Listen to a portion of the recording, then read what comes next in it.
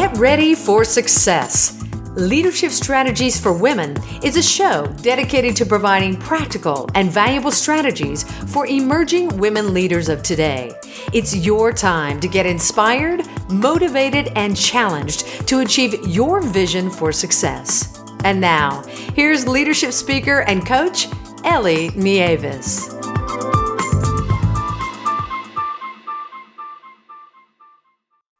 This is the Leadership Strategies for Women podcast, and I'm your host, Ellie Nieves.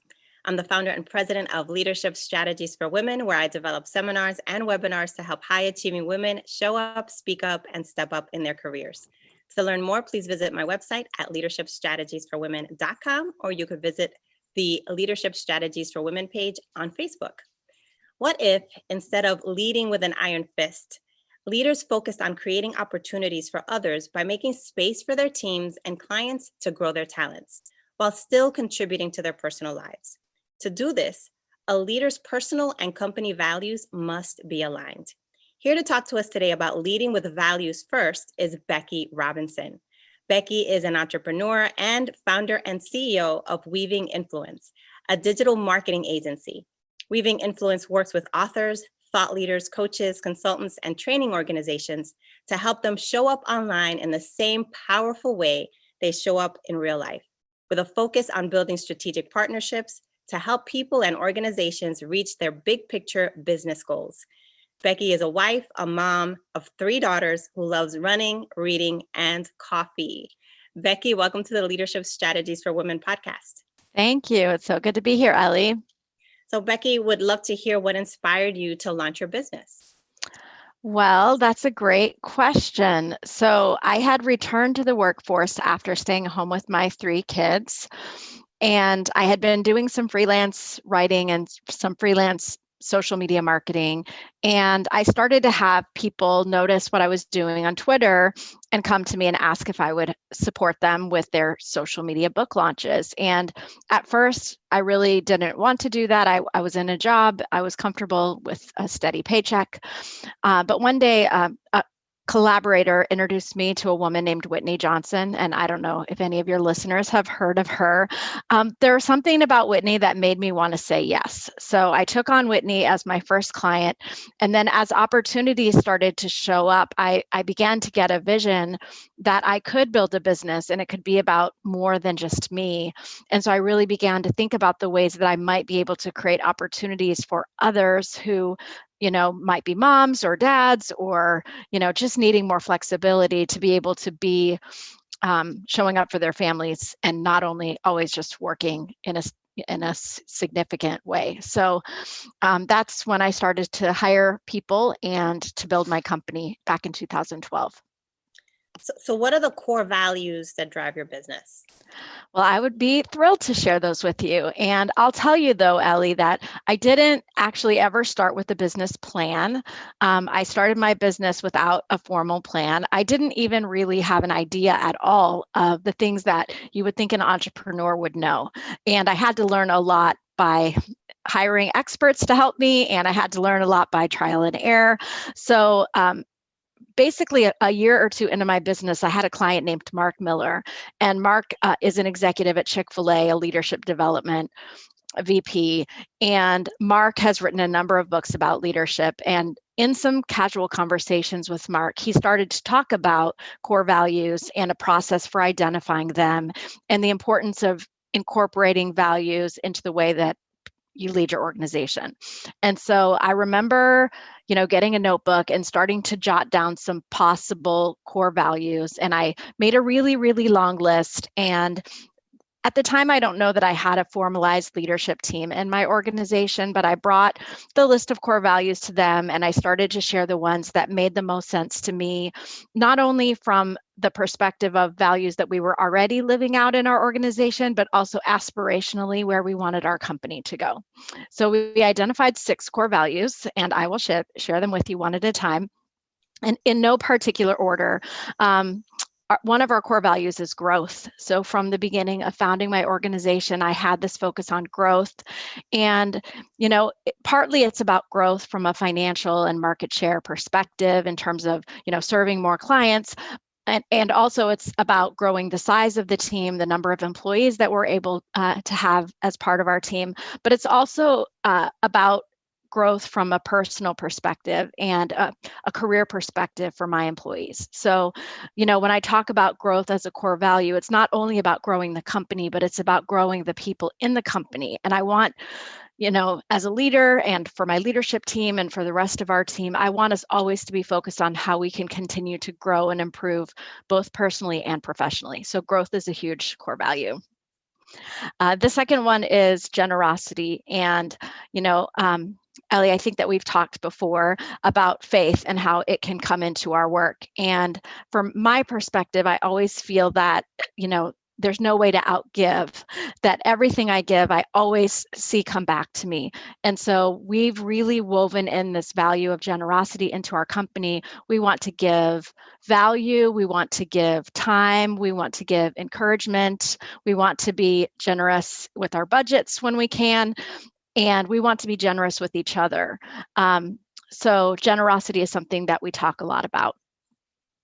Flexibility is another core value. Ellie, I mentioned that at the beginning of my business, I wanted to create opportunities for women and men to have flexible, meaningful work. And so as a result, flexibility comes into play.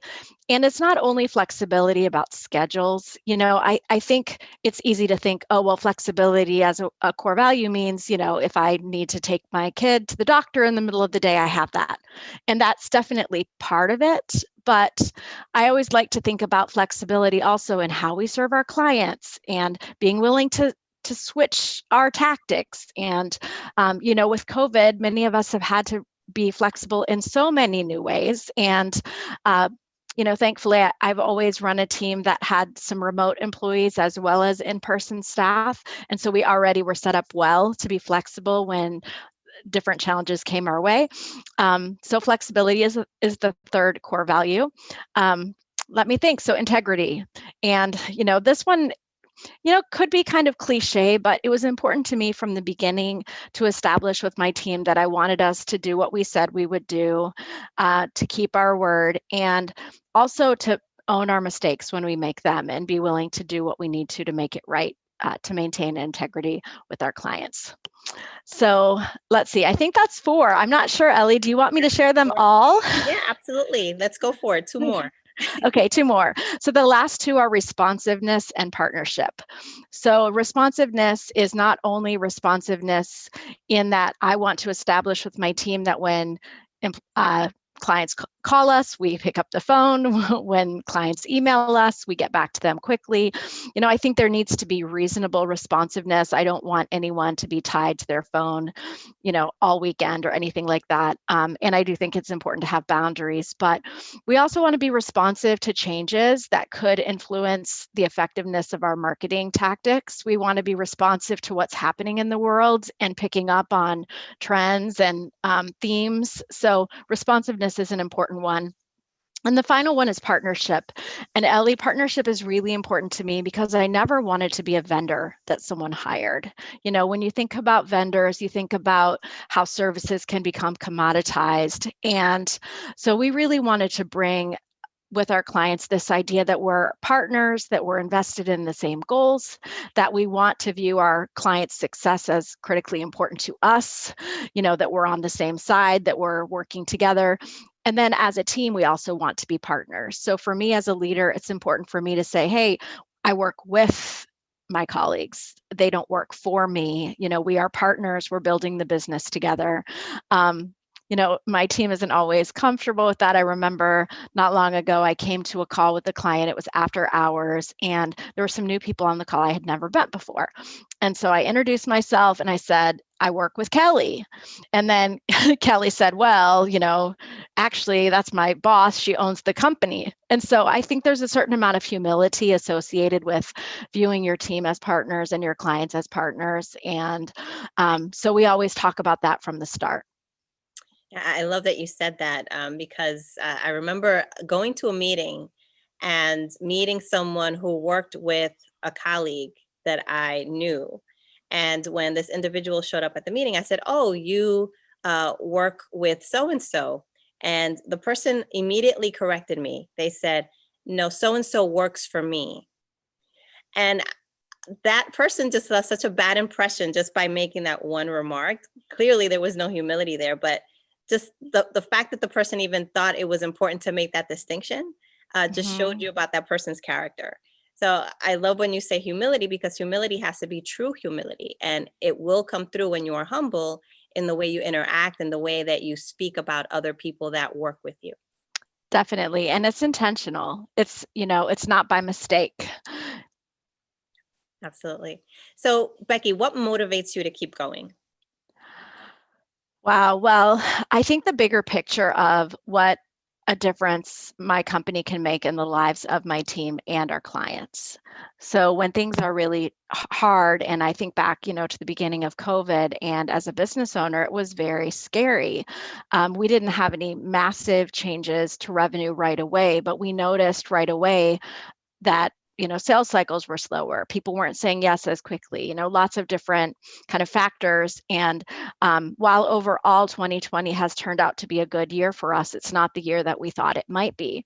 So when I am, discouraged, what I do is I think about the individual people who are influenced by the work that I'm doing in the world. And I'm reminded, about a year ago, we had our first ever team gathering. So I'd been in business since 2012 and hadn't really ever had the resources to bring everyone together, since we had people from all different places. And so we invested in bringing the team together, and we hired a consultant to facilitate our meeting. And the consultant asked people to share an object, I think, or to share something about what the company meant to them.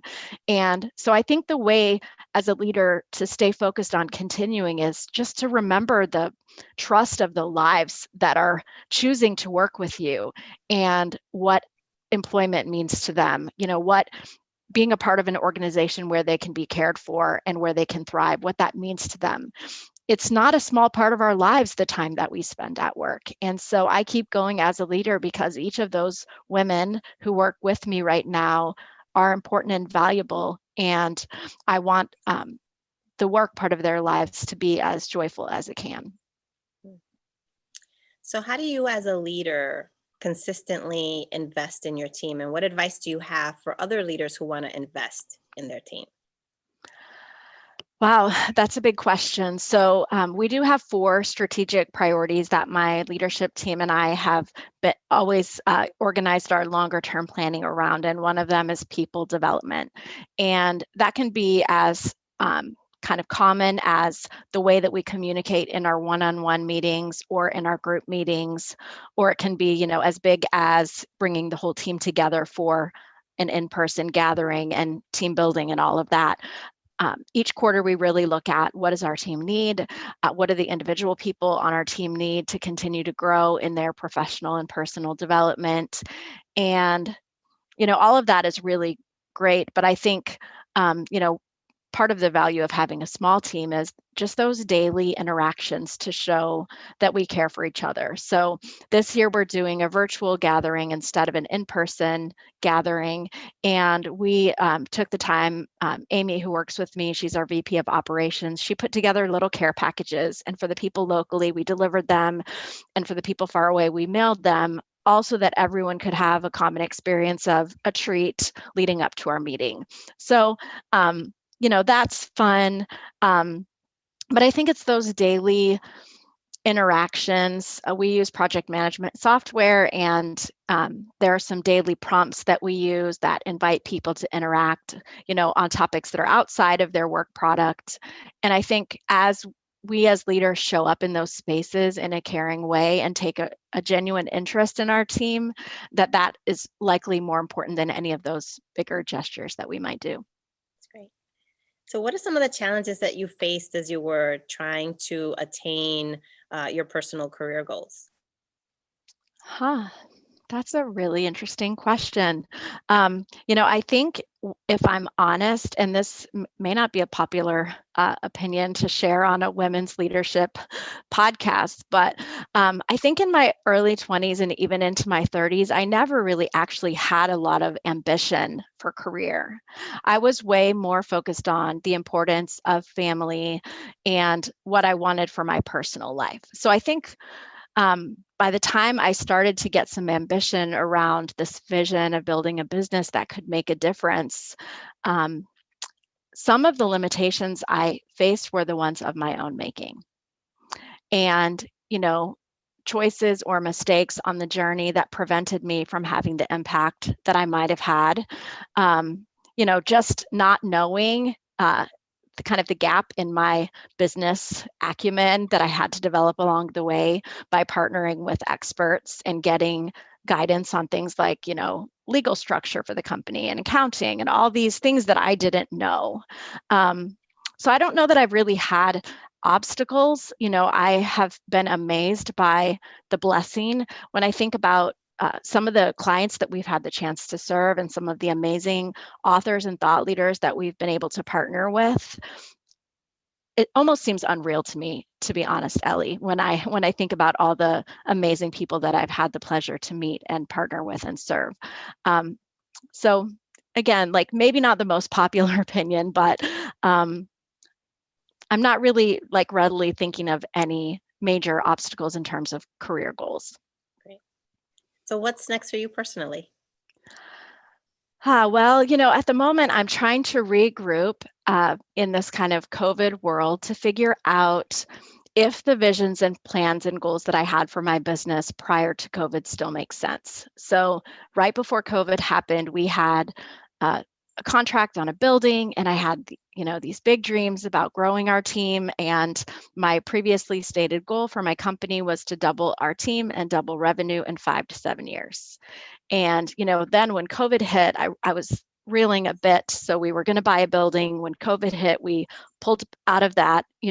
Not many people are choosing to go to workplaces if they don't have to. And so really what's next for me is re-envisioning my big dreams in light of the realities of our world and beginning to plan for what I might be able to do with my team that makes sense now. Yeah. Well, thank you so much, Becky. You've been a great guest and you've educated us about the importance of leading with values first. And you've shared some really insightful perspectives. We really appreciate your time today. I'm so glad I had the chance to share. Great. Thank you. And to all of our listeners, thank you for tuning in. Until next time, God bless.